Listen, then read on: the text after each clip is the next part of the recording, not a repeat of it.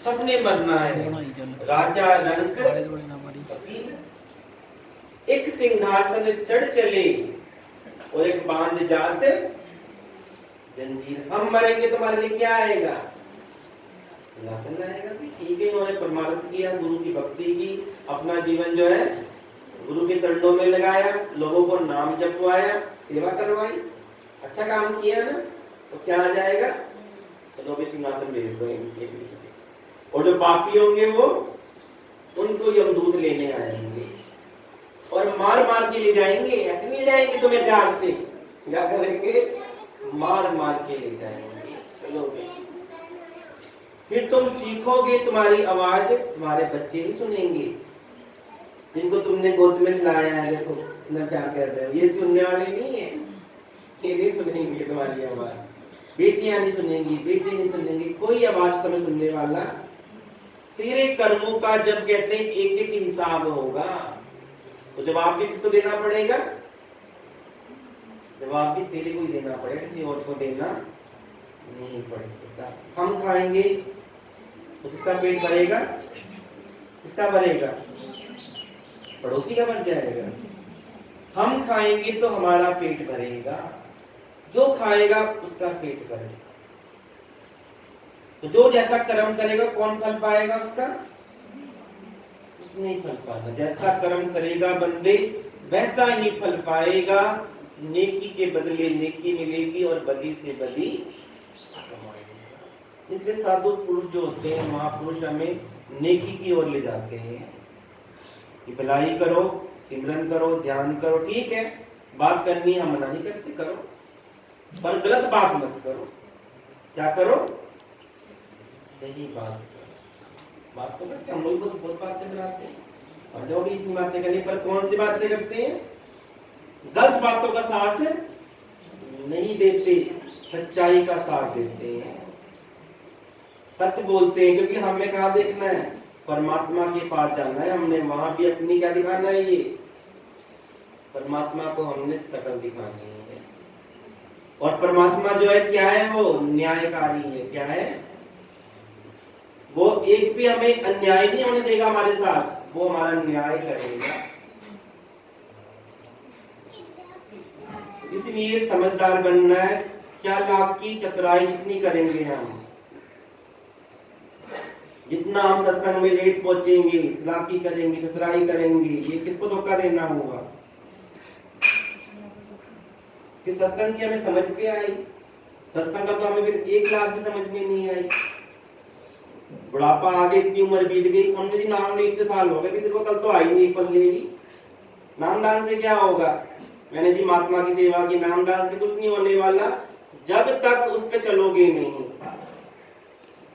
जब नाम का समझ है नहीं, जीवन की कदर है नहीं पता, गुस्सा तुम्हारा मरा नहीं, बुढ़ापा आ गया है, फिर एक विकार भी नहीं गया ना। 5 विकार कहते हैं महापुरुष: काम, क्रोध, लोभ, मोह, अहंकार। अच्छी बातें भी बुरी लगती हैं, क्योंकि अच्छी बातों में समझा रहा, तुम कहोगे हमें जी ऐसा बोल दिया, हमें जी ऐसा बोल दिया। इतना गुस्सा नहीं करा जाता। बुढ़ापे से अपने आप को शांत करा जाता है, अपने मन को शीतल करो। सभी सत्संग का असर है। विचार सत्संग जो है वो हमें पग पग पर रोकता है। सावधानी हटी दुर्घटना, दुर्घटना घटे। सावधानी हटी दुर्घटना। तो सत्संग जो नाम है वो सावधानी का है। और सत्संग में जाते रहे और एक बात भी हमने अमल नहीं। महापुरुषों के आगे तो महापुरुष देखो अंतर्यामी होते हैं, वो दिखाते नहीं है। कबीर साहब ने दिखाया लोगों को कि मैं कबीर, मैं परमात्मा, मैं सिंपल बन के रहते हैं। भगवान भी आते कैसे बन के रहते हैं? सीता का हरण हुआ, भगवान राम भी रोए। दशरथ का मरण होया तो राम, लक्ष्मण, सीता तीनों रोए। उन्होंने भी श्राद्ध किया। वो कहते नहीं हम तो नहीं भगवान ने हमको श्राद्ध करे। सीता जब बन गई, पेट में बच्चे थे तो सीता ने भी विलाप किया।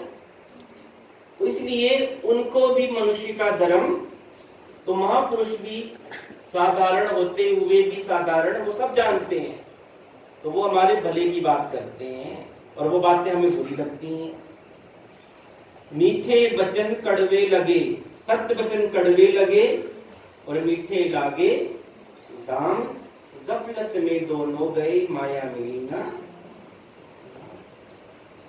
दिल्ली में जब छोटे थे तो हमारे वहां एक बेचारी, तुम तो तब भी अच्छे, तुम्हारे बच्चे कुछ नहीं कहते, उस माता ने संस्कृत के अंदर प्रोफेसर थी, संस्कृत के अंदर प्रोफेसर बोलने पढ़ाती थी और रिटायर हो गई थी उस जमाने की, पेंशन भी आती थी, पैसा भी आता था, पर कुदरत ने उसके बहू बेटे दुश्मन पैदा किए हुए थे। दुश्मन बन के आते जैसे किसी के दुश्मन पैदा किए हुए थे। और वो पवित्र आत्मा, भक्ति वाली आत्मा होती है। तुम तो चला को बहुत, तुम कहाँ ठहरना, बेटे विरोध में आ जाएंगे तुम घर छोड़ के भाग जाओगे, ठीक है, सहन नहीं करोगे ना इतना। तो वो तो इतनी बेचारी को भगवान कहते हैं कि मेरी आत्माएं दिव्य होती हैं, उनके कर्म भी दिव्य होते हैं। तो जब हमने स्कूल जाना ना, कभी कभी जब उसके बेटे बहू नहीं होते, दोनों नौकरी करते, दोनों के बेटे बहू, तो उसने हारमोनियम पे भजन गाना, मुझे भी तक याद है भजन, वो गाती थी, योगी से वियोगी की काया क्या कुछ कम है। ऊपर बैठ करके वो अपने ही भजन गाती थी, योगी से वियोगी की काया क्या कुछ कम है। यानी एक तो इंसान योगी है तो योग कर रहा है, योग मतलब भगवान से जुड़ रहा है, योगा नहीं, योगा अलग चीज है, योग अलग चीज है। योग मतलब परमात्मा से जुड़ने का माध्यम। और एक वियोगी है, वियोगी मतलब जो उसके प्रेम में दिन रात उसको याद कर रहा है, रो रहा है, तड़प रहा है उसके प्रेम के अंदर, तो वो वियोगी है। उसके बच्चे उसको घर से बाहर भी निकलने नहीं देते थे। हम जाते, क्या बात है, हमने कभी आंटी से मिलना है, प्रसाद देना है, तब जो प्रसाद पात्र रोती थी तब भी कहती कि ये परमात्मा तेरा कितना शुक्रिया है।